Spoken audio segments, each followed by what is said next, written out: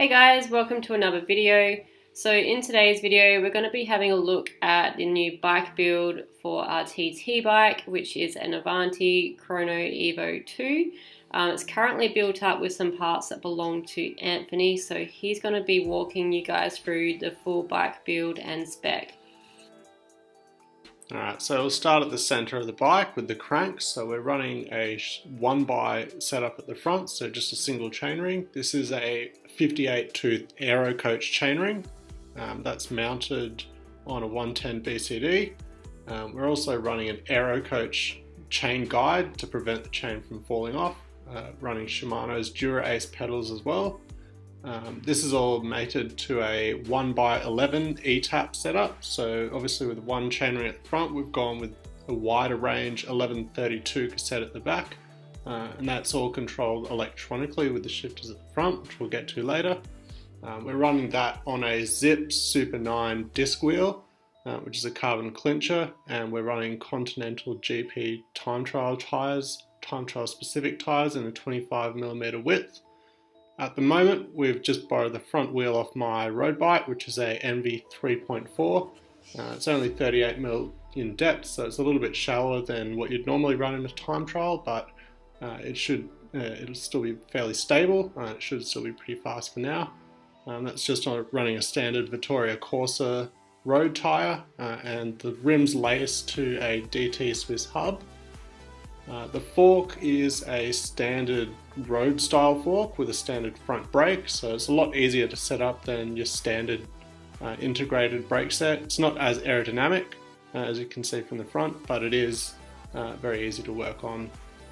The bars are from Shimano's component brand Pro, and they are the Pro Missile. They're completely integrated, the bar, the aero bar extensions and the arm pads. We're running SRAM brake levers as well, with the eTap blips and the blip clicks on the end of the aero bars.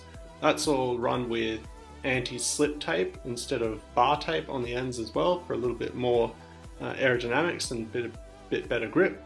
It makes the bars a little bit thinner, so obviously there's less drag there.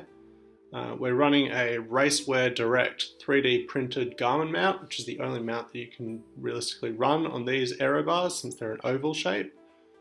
All the cables we've managed to get neatly through the stem and running onto the blip box, which is situated above the stem. As you can see from underneath, there's very little in the way of cables that are exposed, and it's all pretty much as clean as we can get it for this sort of a frame.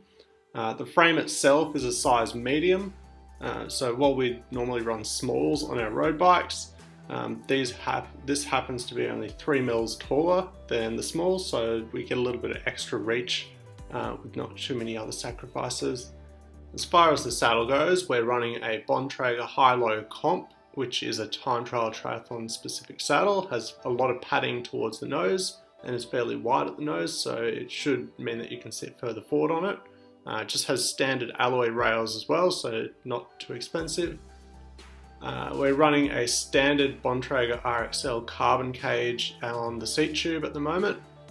That we might change for a aero water bottle, and we might end up with a mount to mount that standard RXL cage behind the seat post. That way we can put a tool tube and have a bit of tool storage and extra tubes behind the seat post, so we can do some longer rides on this bike as well. As far as the brakes go, we've also got a tri-rig Omega on the rear.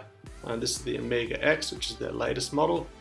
Probably the most aero brake on the market. It's pretty easy to set up, so that aero cover is attached with magnets, and you can pull that off and easily adjust the cable tension if you need to for different rims. Once you've done that, then you can obviously put it on via the magnet again, and it's very easy to work with and live with as far as an aero under bottom bracket brake is concerned. Okay guys, so that is the full rundown of our current time trial bike. Anthony will be competing on this in the state championships coming up in the next few weeks, and I'll also be doing my first time trial on this in the coming months, so we'll be sure to do a review once we've both raced on it. As always, thanks for watching. Don't forget to like, share and subscribe for more videos, and I will see you guys again very soon.